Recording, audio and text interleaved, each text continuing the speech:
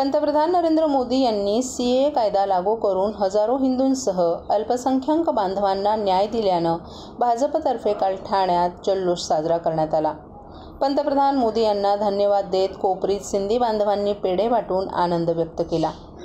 पाकिस्तान, अफगाणिस्तान आणि बांगलादेशमध्ये हिंदू धर्मीयांसह अल्पसंख्याक समाजावर अत्याचार केले जात आहेत। या नागरिकांना न्याय मिळवून देण्यासाठी भाजपनं सीए कायदा लागू करण्याचं आश्वासन दिलं होतं।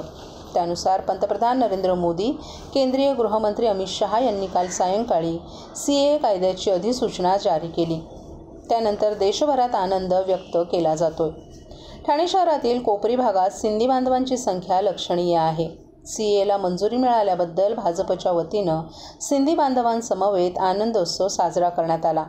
भाजप आमदार संजय केळकर, आमदार निरंजन डावखरे, ठाणे जिल्हाध्यक्ष संजय वाघोले, ज्येष्ठ नेत्या वीणा भाटिया आणि माजी नगरसेवक लच्छू टिकमाणी यांच्या उपस्थितीत कोपरी मार्केटमध्ये सिंधी बांधवांनी पंतप्रधान नरेंद्र मोदींचा जयघोष करत पेढे वाटले। यावेळी भाजपचे माजी नगरसेवक भरत चव्हाण, कृष्णा भुजबळ, मंडळ अध्यक्ष शिवाजी रासकर, सीए प्रकोष्ठचे संयोजक विनोद टिकमाणी यांचीही उपस्थिती होती। फाळणीनंतर अनेक वर्षांनंतर अत्याचाराला कंटाळून भारतात आलेल्या बांधवांना निर्वासित म्हणून राहावं लागत होतं। पंतप्रधान नरेंद्र मोदी यांनी अशा नागरिकांना सन्मानानं नागरिकत्व देण्याचा घेतलेला निर्णय आनंदाचा आहे, अशी प्रतिक्रिया आमदार संजय केळकर यांनी व्यक्त केली आहे। गेल्या अनेक वर्षांपासून हिंदूंसह काही अल्पसंख्याक बांधवांकडून नागरिकत्वाची वाट पाहिली जात होती। त्यांना उपेक्षितांचं जीणं जगावं लागत होतं। या बांधवांना न्याय मिळाल्याची प्रतिक्रिया आमदार निरंजन डावखरे यांनी व्यक्त केली आहे।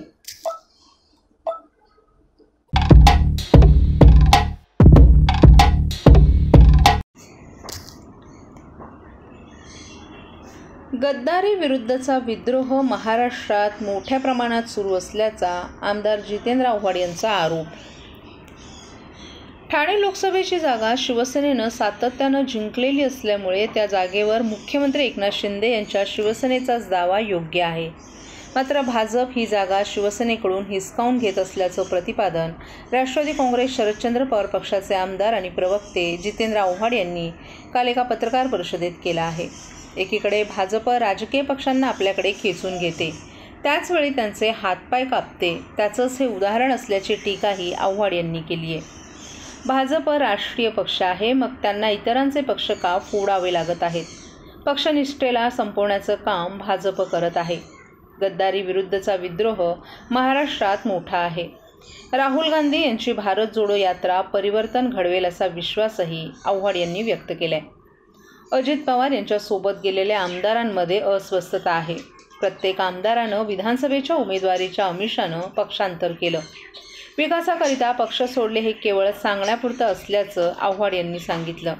यावेळी अजित पवार, छगन भुजबळ, हसन मुश्रीफ यांचा त्यांनी चांगलाच समाचार घेतला। बाहेरून येणाऱ्यांमुळे पुन्हा आम्हाला सतरंजनी पोस्टर लावायची कामं करावी लागणार असल्याची भीती भाजपचेच आमदार खासगीत व्यक्त होत असल्यानं पक्षनिष्ठेला संपवण्याचं काम भाजपनं केल्याची टीकाही आव्हाड यांनी व्यक्त केली आहे।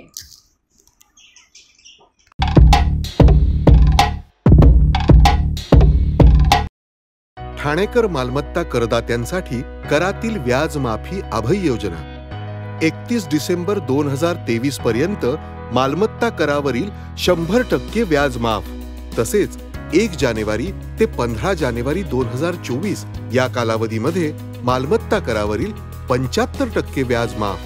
त्याचप्रमाणे 16 जानेवारी ते 31 जानेवारी 2024 या कालावधीमध्ये मालमत्ता करावरील 50% व्याज माफ। तरी सदर व्याज माफीच्या अभय योजनेचा ठाणेकर करदात्यांनी लाभ घ्यावा। महानगरपालिकेच्या कोणत्याही संकलन केंद्रावर कर भरण्याची सोय आहे। एटीएम, डेबिट, क्रेडिट कार्डद्वारे कर भरण्याची सुविधा उपलब्ध करून देण्यात आली आहे।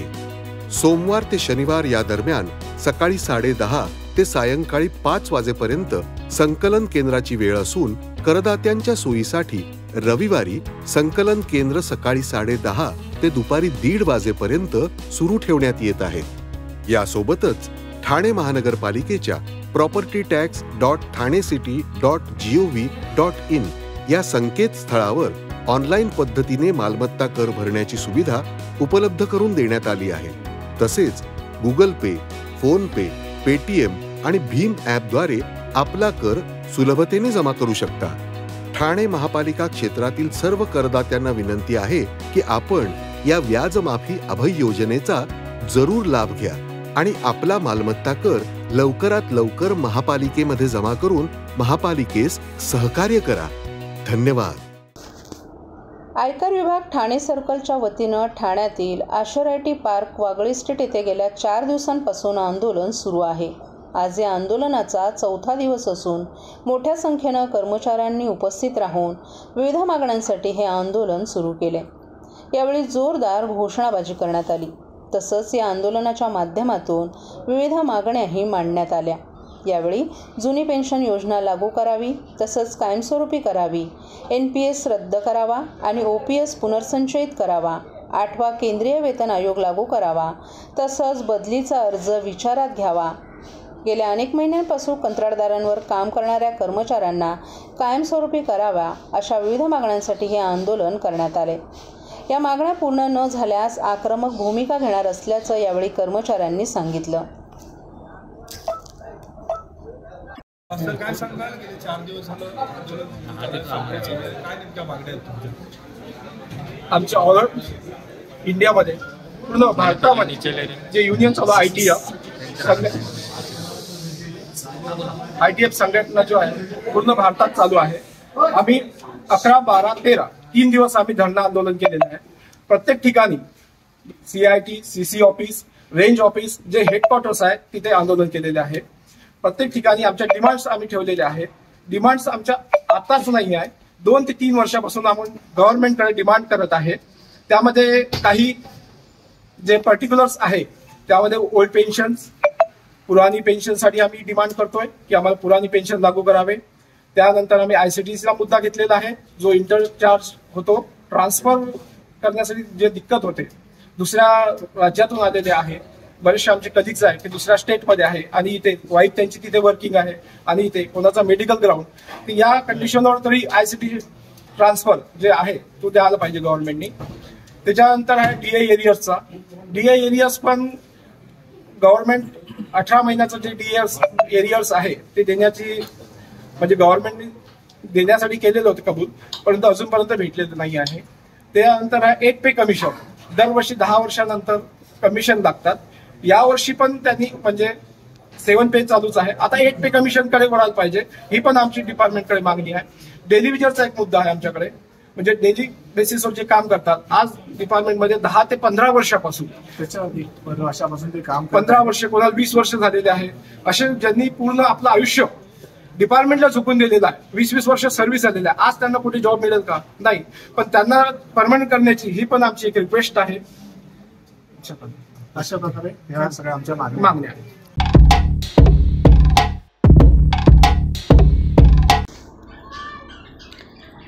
महात्मा गांधींनी पायी चालत अनेक आंदोलनं केली. ते देखील 3600 किलोमीटर पायी चालले नाहीत. मात्र महात्मा गांधींच्या दांडी यात्रेतून प्रेरणा घेऊन राहुल गांधी या तरुणानं भारत जोडो न्याय यात्रा काढली आहे. ही यात्रा 15 मार्च भिवंडी आणि 16 मार्चला कौसा मुंब्र्यातून निघून कळवा आणि ठाणे शहरातून मुंबईला जाईल. कुठेही सभा होणार नाही. ठिकठिकाणी जनता आणि संस्थांकडून स्वागत स्वीकारलं जाईल आणि मुंबईतही चैतन्यभूमीवर यात्रेच्या समारोपाची सभा होईल. त्या ठिकाणी प्रियंका गांधीही सहभागी होतील, अशी माहिती इंडिया आघाडीचे प्रवक्ते आमदार जितेंद्र आव्हाड, काँग्रेसचे शहर अध्यक्ष ॲडव्होकेट विक्रांत चव्हाण आणि खासदार राजन विचारे यांनी एका संयुक्त पत्रकार परिषदेत दिली आहे. ही अराजकीय यात्रा असून यामध्ये सर्वपक्षीय कार्यकर्ते, ज्यांना लोकशाही वाचवायची आहे ते नागरिक, समविचारी संस्था, संघटना सहभागी होतील. या यात्रेला लोकांचा प्रतिसाद मिळत असल्यानं मीडियाला त्याची दखल घ्यावी लागत असल्याची खंत व्यक्त करत राष्ट्रवादी काँग्रेसचे आमदार जितेंद्र आव्हाड यांनी माजी पंतप्रधान नेहरू यांच्याप्रमाणेच राहुल गांधी थेट लोकांमध्ये घुसून संवाद साधत असल्याचं सांगितलं. भाजपच्या हुकुमशाहीविरोधात एकमेव तरुण नेता तिरंगा हातात घेऊन लढत असल्याचं आव्हाड यांनी सांगून सर्व ठाणेकरांनी या यात्रेत सहभागी होण्याचं त्यांनी आवाहन केलं. तसंच लोकसभा आचारसंहिता लागली तरी यात्रेला काही फरक पडणार नसून ही जनतेची यात्रा आहे. मुंबईतील सभेवरही आचारसंहितेचा परिणाम होणार नसल्याचंही जितेंद्र आव्हाड यांनी सांगितलं.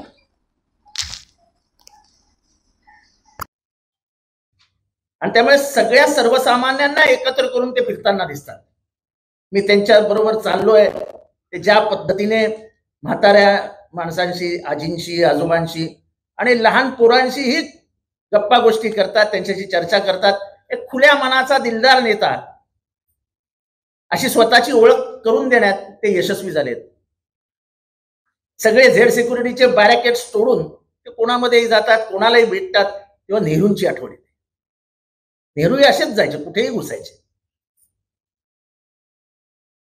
आणि या देशातील आर्थिक परिस्थितीवर, या देशातल्या बेरोजगारीवर, या देशातल्या धर्मविद्वेषाविरुद्ध, या देशातल्या आंतरराष्ट्रीय राजकारणाविरुद्ध परखडपणे बोलणारा एक नेता म्हणजे राहुल गांधी.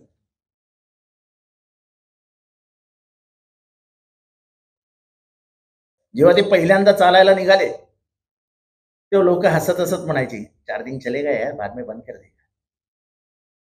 4 दिवस झाल्यावर बोलले, 8 दिन का ये नाटक, 8 दिन के बाद बंद कर देगा.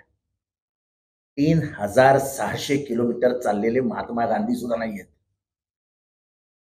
महात्मा गांधी सुद्धा नाही आहेत. खर तर हे भारतीयांच्या दृष्टीने चालण्याला प्रचंड महत्व आहे. दांडी यात्रा किंवा महात्मा गांधींचं प्रत्येक आंदोलन हे पायी पायी चालत चालत झालेलं आंदोलन आहे. आणि त्याच्यातनच सगळं घेऊन गांधीवादाचा प्रतीक म्हणून आज राहुल गांधी बाहेर पडले. समाज, जाती पाती, प्रांत प्रांत सगळं सोडून दिलं आणि भारताला एक केलं पाहिजे. जर भारत विघटनाकडे गेला तर आपल्या पूर्वजांनी आपल्या हातात दिलेला भारत आणि आजचा भारत हा म्हणजे अन्याय केल्यासारखं होईल, असं त्यांचं स्पष्ट मत होतं. आणि त्यांची ती यात्रा प्रचंड यशस्वी झाली.